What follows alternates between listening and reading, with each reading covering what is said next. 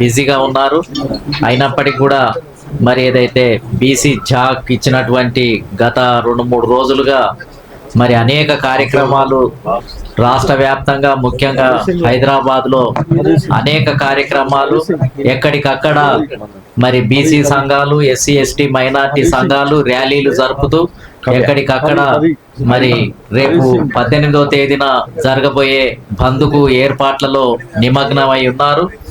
ఒకవైపు వివిధ రాజకీయ పార్టీలు, ముఖ్యంగా ఏదైతే కాంగ్రెస్, బీఆర్ఎస్, అదేవిధంగా BJP, CPI, CPM, Aam Aadmi party, అన్ని పార్టీలు కూడా ముక్త కంఠంతో ఏదైతే బీసీ సమాజానికి జరిగినటువంటి అన్యాయాన్ని మరి ప్రతిఘటించాల్సినటువంటి అవసరం ఉంది. బీసీలకు అన్యాయం జరుగుతూ ఉంది. అనేక రంగాల్లో కూడా సరైనటువంటి న్యాయం జరగనటువంటి పరిస్థితుల్లో ఉంది. ముఖ్యంగా 9వ తేదీన ఏదైతే హైకోర్టు స్టే, స్థానిక సంస్థలలో రిజర్వేషన్లకు వ్యతిరేకంగా స్టే ఇవ్వటం జరిగిందో, మొత్తం ఏంటిది అని అంటే అప్పటికప్పుడే ఆర్ కృష్ణన్న గారి నాయకత్వంలో మరి బీసీ జాక్ ఏర్పడటం, రాష్ట్రం అంతటా కూడా బగ్గున మండుతున్నటువంటి పరిస్థితి ఉండటం, మరి మనకు గత అనేక సంవత్సరాలుగా అనేక సమస్యలపైన ఈ రాష్ట్రంలో ఏ సమస్య వచ్చినా మరి పెద్ద మొత్తంలో ఒక పోరాట యోధునిగా ఇప్పటి ఎన్నో సంవత్సరాల నుంచి బీసీల సమస్యలకు బీసీల సమస్యలకు చరమగీతం పాడాల్సినటువంటి సమయం ఏర్పడింది. ఇంతకాలం ఎన్నో విజ్ఞప్తులు చేశాం, ఎన్నో రకాలైనటువంటి వాళ్ళను వేడుకున్నాం, ఎన్నో రకాలుగా న్యాయం చేయమని ఆర్ కృష్ణన్న గారి నాయకత్వంలో మరి ఈ రాష్ట్ర వ్యాప్తంగా కూడా పెద్ద మొత్తంలో ఉద్యమం చేశాం. కానీ ఏ రాజకీయ పార్టీ, ఏ చట్టాలు, ఏ శాసనాలు, ఏ వ్యవస్థలు కూడా మరి అనుకూలంగా స్పందించినటువంటి పరిస్థితి లేదు. కాబట్టి మరి ఇటువంటి పరిస్థితుల్లో మరి గత్యంతరం లేకుండా చివరికి ఏదైతే కోర్టులు కూడా న్యాయం చేయాల్సినటువంటి పరిస్థితి ఉందో, ఇంకా వరుసగా కోర్టులన్నీ కూడా, వ్యవస్థలన్నీ కూడా మరి బీసీ సమాజానికి వ్యతిరేకంగానే మరి పనిచేస్తున్నటువంటి ఈ సమయంలో ఇంకా గత్యంతరం లేనటువంటి పరిస్థితుల్లో అన్న ఆర్ కృష్ణన్న గారి నాయకత్వంలో ఖచ్చితంగా ఈ రాష్ట్రంలో ఒక పెద్ద మార్పు జరగాల్సినటువంటి అవసరం ఉంది, పెద్ద తిరుగుబాటు జరగాల్సినటువంటి అవసరం ఉంది. కాబట్టి మరి రేపు జరగబోయే బంద్కు సంబంధించినటువంటి విషయాలన్నీ కూడా ఏ పార్టీలు, ఏ సంఘాలు రేపు బంద్లో ఎట్లా పాల్గొనాలి అనేది ఆర్ కృష్ణన్న గారు దీనికి సంబంధించి రేపు బంద్కు ఇది ఫైనల్ మరి ప్రెస్ మీట్. ఇది రేపు ఏదైతే రేపు రాష్ట్ర వ్యాప్తంగా బంద్ జరుగుతుందో ఆ బంద్కు సంబంధించి మరి అనేక బీసీ సంఘాలకు, పార్టీలకు ఒక గైడ్ లైన్స్ మనం ఏ విధంగా రేపు వ్యవహరించాలి, రేపు ఉదయం 4:30 నుంచే మరి ఏ రకంగా మన కార్యకర్తలను, వివిధ సంఘాలను మరి ఈ కార్యక్రమం వర్క్ డివిజన్ ఏ విధంగా జరగాలి అనేది మన చైర్మన్ గారు, అదే విధంగా సుదీర్ఘంగా అనుభవం ఉన్నటువంటి మరి పోరాట యోధుడు ఆర్ కృష్ణన్న గారు గైడ్ లైన్స్ ఇవ్వటం జరుగుతుంది. ఇప్పటికే అనేక పార్టీలు, ఇప్పటికే రాష్ట్రం అంతటా కూడా ఒక వాతావరణం వెళ్ళిపోయింది. రాష్ట్రం అంతటా కూడా ఇంకా బంద్, ఎవరైనా ఈ రాష్ట్రంలో బంద్ జరపాలి, ఈ రాష్ట్రంలో ఖచ్చితంగా ఏంటిది అని అంటే రేపు ఒక్క వెహికల్ కూడా తిరగటానికి వీల్లేదు, నిర్మానుషం కావాల్సినటువంటి అవసరం ఉంది అనే సంకేతాలు రాష్ట్ర వ్యాప్తంగా కూడా ఎక్కడికక్కడ రేపు పొద్దుగాల మార్నింగే ఏ కార్యక్రమాన్ని చేపట్టాలి అనే వర్క్ డివిజన్ అంతా కూడా ఇప్పటికే చేసుకోవటం జరిగింది. ఒక్కరు కాదు, బీఆర్ఎస్ పార్టీ నుంచి అయితే మధుసూదనాచారి గారు స్వయంగా భూపాలపల్లిలోకి వెళ్ళి ఆ జిల్లాలు, అక్కడ చుట్టుపక్కల జిల్లాలన్నీ కూడా పర్యవేక్షణ చేస్తున్నారు. మొత్తం ఎక్కడికక్కడ కుల సంఘాల అందరినీ కూడా పర్యవేక్షణ చేయడం ఇప్పటికే ప్రారంభమైంది. వరంగల్ జిల్లాలో వినయ్ భాస్కర్ ఇప్పటికే వరంగల్ జిల్లాలో ఉన్నటువంటి అన్ని నియోజకవర్గాల్లో కూడా మొత్తం ఏంటంటే కార్యకర్తలను వివిధ రాజకీయ, ఇప్పుడు పార్టీ ఒక పార్టీ అని చూడటం కాదు, కాంగ్రెస్ పార్టీలో, బీఆర్ఎస్లో, బీజేపీలో ఉన్న కార్యకర్తలు అందరూ కూడా ఒకే దగ్గర గుమ్ముగూడి రేపు ఏ కార్యక్రమం, ఏ బస్ డిపో దగ్గరికి ఎవరు వెళ్ళాలి, అదేవిధంగా ఏ రూట్ ఎమ్మటి ఎవరు వెళ్ళాలి అనేది వర్క్ డివిజన్ ఇప్పటికే చేసుకోవటం ప్రారంభమైంది. ఎక్కడికక్కడ రైస్ మిల్లులు, పెట్రోల్ బంకులు, విద్యా సంస్థలు, స్కూళ్ళు, ఒకటేమిటి మొత్తం ఏంటిది అని అంటే స్వచ్ఛందంగానే అన్నిటిని కూడా బంద్ చేయాలనే సంకేతాలు వెళ్ళిపోవటం జరిగింది. ముఖ్యంగా ప్రధాన పార్టీలైనటువంటి అన్ని పార్టీలు రంగంలోకి దిగటంతో ఇంకా రాష్ట్రంలో ఒక వాతావరణం ఇంకా బీసీ సమాజానికి ఇంకా బంధు సక్సెస్ అయితే తప్ప, బంధు జయప్రదం అయితే తప్ప మరి బీసీ సమాజానికి న్యాయం జరగనటువంటి పరిస్థితి ఉంది. కాబట్టి ఇప్పటిదాకా మన కృష్ణన్న ఇప్పటి వరకు కూడా దిల్సుఖ్ నగర్ లో పెట్టినటువంటి ర్యాలీకి, అదే విధంగా అనేక ప్రాంతాల్లో పెట్టినటువంటి ర్యాలీలకు ఒక్కొక్కటిగా అటెండ్ చేస్తూ మరి క్షణం తీరిక లేకుండా మొత్తం ఒకవైపు ఏమో జిల్లాలను కోఆర్డినేట్ చేస్తూ, ఒకవైపు సిటీలో ఉన్నటువంటి ప్రాంతాలను కోఆర్డినేట్ చేస్తూ కృష్ణన్న మరి నిర్విరామంగా ఒక యువకునిలాగానే, అసలు మేమందరం కూడా మాకంటే కూడా ఇక్కడ ఈ నుంచి వెంటనే దిల్సుఖ్ నగర్, కుక్కడపల్లి, అదే విధంగా బోయిన్పల్లి అన్ని ప్రాంతాలను కోఆర్డినేట్ చేసుకొని మళ్ళీ యథావిధిగా మళ్ళీ ముఖ్యమైన మీటింగులు అన్నిటి కూడా హాజరవుతున్నాడు. కాబట్టి మరి నిజంగానే ఇప్పుడు మంచి సమయం వచ్చింది. మన శక్తిని, మన సమయాన్ని ధారపోయాలి. అదేవిధంగా వచ్చిన అవకాశాన్ని సద్వినియోగం చేసుకోవాలి. మొత్తం పార్టీలన్నీ కూడా ఏంటిది అని అంటే ఇంకా బీసీ సమాజం ముందు, బీసీ శక్తి ముందు ఇంకా భవిష్యత్తులో ఏ పార్టీ కూడా మరి ఖచ్చితంగా ఏంటిది అని అంటే మన ప్రమేయం లేకుండా, బీసీ సమాజం యొక్క అవసరం లేకుండా ఏ కార్యక్రమం కూడా జరగదు అనేది ఇవాళ అనివార్యమైనటువంటి పరిస్థితిని ఏర్పాటు చేయడం జరిగింది. కాబట్టి మరి కృష్ణన్న గారు ఈరోజు నిన్న మొన్న వరుసగా 5-6 రోజుల నుంచి ఏదైతే మరి బీసీ జాక్ ఏర్పడిందో, కృష్ణన్న గారికి నాయకత్వంలో బంద్ ఏర్పడిన 9వ తారీఖు నాడు ఏదైతే స్టే ఇవ్వటం జరిగిందో, ఆ రోజు తెల్లారి నుంచే కూర్చొని మొత్తం రాష్ట్ర వ్యాప్తంగా కూడా కృష్ణన్న గారి అధ్యక్షతన కూర్చొని అన్ని సంఘాలను కూడా మేమిద్దరం కూర్చొని అన్ని సంఘాలను పిలిపించి మొత్తం ఒక జాకుగా ఏర్పడి మొత్తం ఏంటంటే అశోక హోటల్లో ఒక హిస్టారికల్, అది మొత్తం ఈ తెలంగాణ రాష్ట్రంలో జరగనున్న మార్పుకు నాందిగా కృష్ణన్న గారి యొక్క అధ్యక్షతన జరగటం అనేది నిజంగా ఇంతవరకు ఒక రకమైన ఉద్యమం. ఇక ఈ బంద్ తర్వాత జరగబోయే ఉద్యమం నిజంగా భవిష్యత్తులో ఇది అద్భుతంగా ఉండబోతుంది. కాబట్టి దానికి సంబంధించిన సూచనలన్నీ కూడా మన చైర్మన్ గారు మొత్తం దాన్ని వివరించడం జరుగుతుంది. రేపు ఉదయం నుంచి సాయంకాలం వరకు ఇక బంద్ విజయవంతం చేయాలని చెప్పి మరి కోరుకుంటూ పెద్దన్నను మాట్లాడాల్సిందిగా కోరుతున్నాను. మరి వేదిక మీద ఉన్నటువంటి పెద్దలు కొండల దేవయ్య గారికి, రామకోటి గారికి, మల్లేష్ గారికి, గుజ్జ కృష్ణ గారికి, ఇంకా చాలా మంది ఉన్నారు. అందరికీ టైం లేదు. అందరికీ, ప్రతి మిత్రులందరికీ నా యొక్క హృదయపూర్వక నమస్కారాలు. బీసీలకు అన్ని వ్యవస్థలు వ్యతిరేకంగా తయారైనవి. రాష్ట్ర ప్రభుత్వము మేము పోరాడిన తర్వాత ఎన్నో రోజులుగా పోరాడుతున్నాం రిజర్వేషన్లు 50% పెంచాలని. కాంగ్రెస్ పార్టీ ఎన్నికల మేనిఫెస్టో 42% పెంచడానికి అంగీకరించి అనేక ప్రయత్నాలు చేసి ఆఖరికి 42% పెంచుతూ జీవో జారీ చేసింది. దీని మీద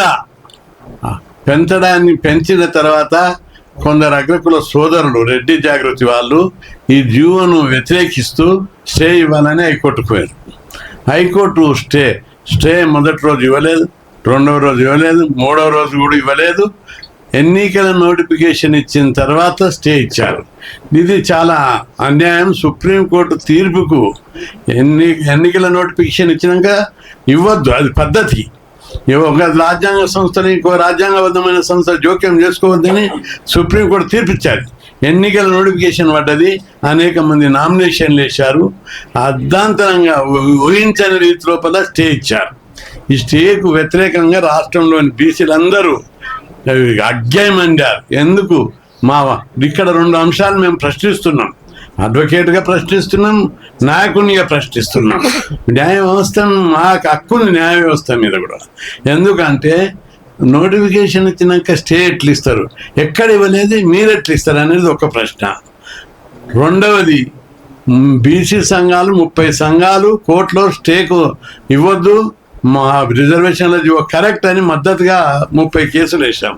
ఇవి ఏమి అలాంటి సంఘాలు కాదు, బలమైన సంఘాలు ఉన్నాయంట. అందులోపల మా వాదన వినకుండా కోర్టు స్టే ఎట్లు ఇస్తారు? ఎందుకంటే నేను పల్లెటూరు ప్రజలకు కూడా అర్థమయ్యే పద్ధతిలో మాట్లాడాలి అనుకుంటున్నా.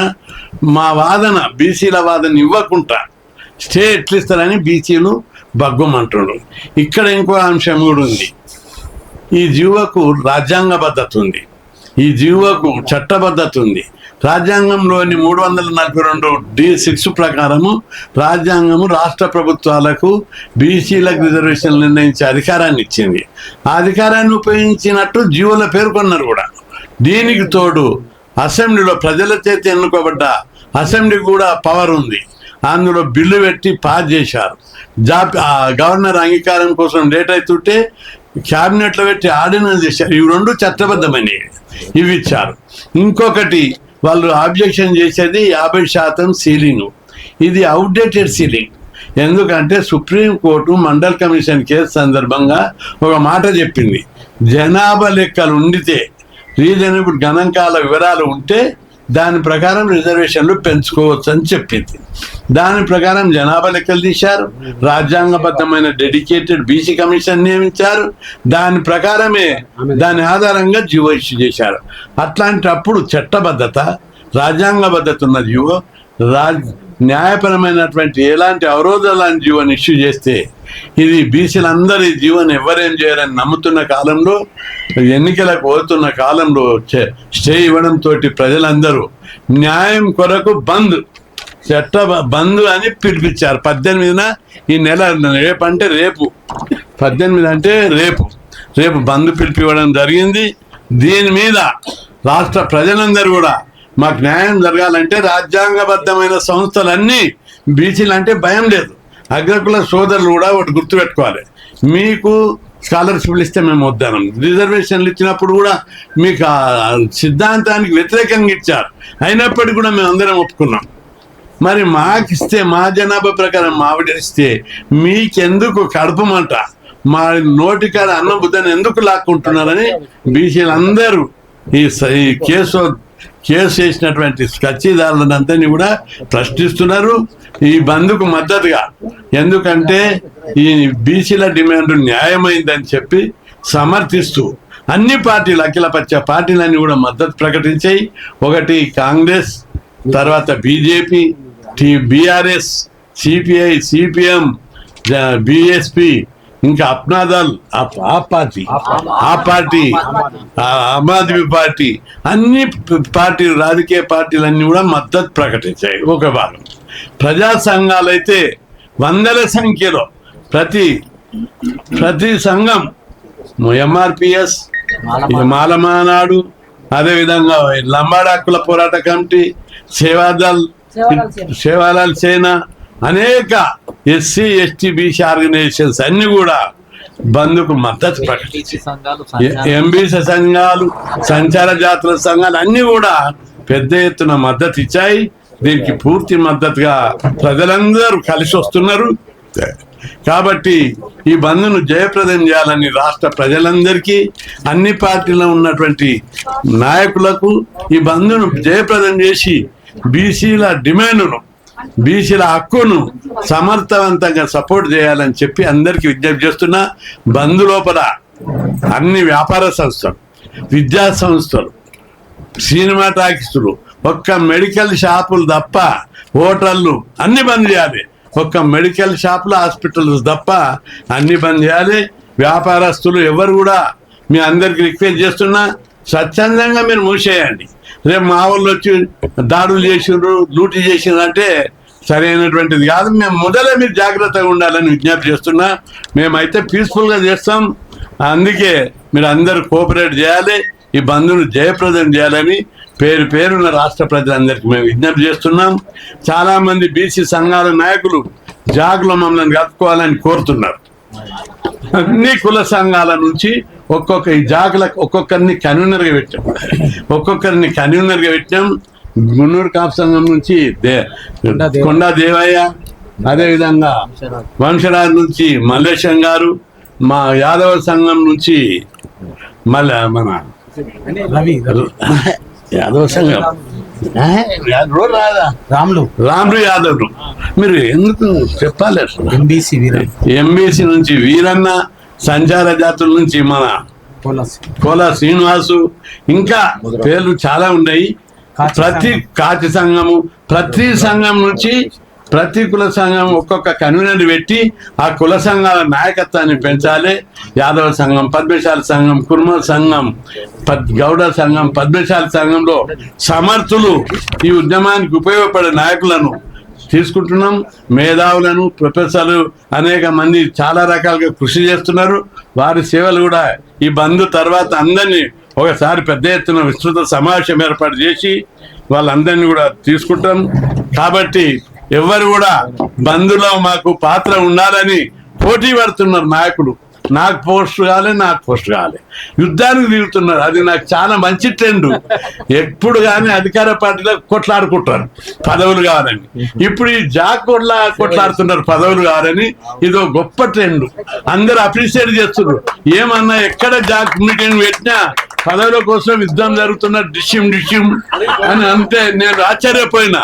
ఇది చాలా మంచి ట్రెండ్ అని ప్రజలందరూ నన్ను అప్రిషియేట్ చేస్తున్నారు. ఏం ట్రెండ్ తీసుకొచ్చా? రాష్ట్రంలో బంధుకు పోటీ పడుతున్నారు. జిల్లాలో కూడా పెద్ద ఎత్తున పోటీ పడుతున్నారు. రోజు మాట్లాడి సంజాయించి కాంప్రమైజ్ చేసి రోజు వాళ్ళందరినీ ఒక దారికి తీసుకొచ్చి ఉద్యమాన్ని పోటీ పడుతున్నారు.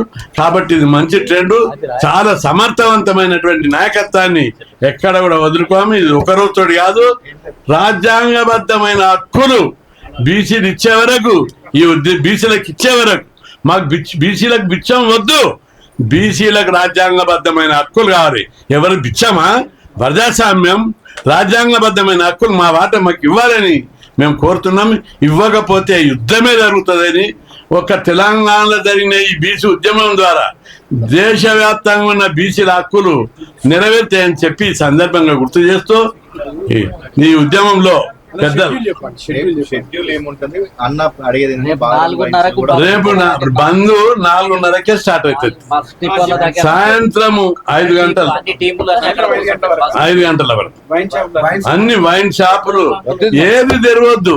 మళ్ళా మమ్మల్ని బదలాం చేయకండి. అరే మా షాపుల మీద దాడి చేసి రవి అనొద్దు. ఎక్కడ కూడా పీస్ఫుల్ గా జరుగుతుంది. బంద్కు అందరు కోఆపరేట్ చేయాలి. వ్యాపారస్తులు వాళ్ళు.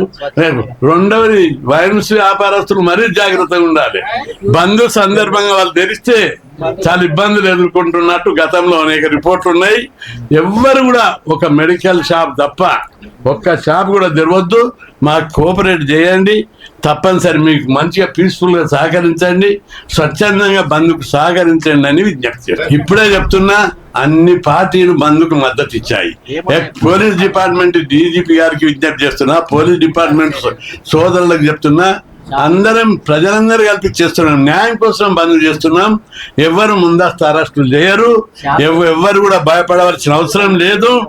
స్వచ్ఛందంగా మన సోదరులందరూ కూడా నినాదాలు ఇస్తూ మాకు న్యాయం చేయండి అని చెప్పి చేయాలని చెప్పి విజ్ఞప్తి చేస్తారు.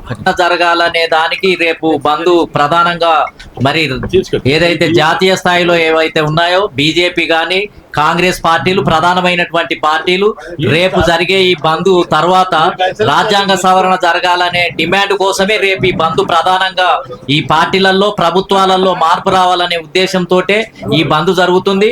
ఆర్టికల్ 15 క్లాజ్ ఏదైతే 7 అనే దాన్ని చేర్చి బీసీలకు కూడా జనాభా ప్రాతిపదికన విద్యా ఉద్యోగ రంగాల్లో స్థానిక సంస్థలలో కూడా రాజ్యాంగ సవరణ జరగాలి.